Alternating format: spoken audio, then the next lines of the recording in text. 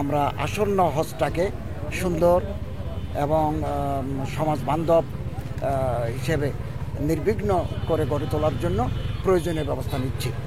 ইতিমধ্যে আমাদের প্রধান উপদেষ্টা মহোদয়ের মাননীয় প্রধান উপদেষ্টা নির্দেশে আমরা হজ ম্যানেজমেন্ট সেন্টার করতে যাচ্ছি। একটা পোর্টাল করব, অ্যাপস করব। একজন হাজি বাংলাদেশে অবস্থান করে একজন হাজি সৌদি আরবে যদি যায়, ওনার আত্মীয় স্বজনরা বাংলাদেশে বসে জানতে পারবে উনি এই মুহূর্তে কোথায় আছেন। যাওয়ার আগে আমাদের আশকোনাতে হজ ক্যাম্পে আমরা প্রি অ্যারাইভাল ভিসা দিয়ে থাকি। প্রি অ্যারাইভাল ভিসা, সৌদি আরবে গিয়ে ভিসা লাগাতে হবে না, এন্ট্রি ভিসা আমরা এখানে লাগিয়ে দেবো।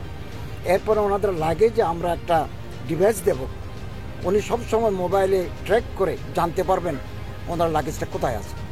অতএব একজন হাজির আধুনিক প্রযুক্তি ব্যবহার করে যত ধরনের সুযোগ সুবিধা দেওয়া যায় বাংলাদেশ সরকার সেটা দিতে বদ্ধপরিকর এবং আমরা কাজ শুরু করেছি।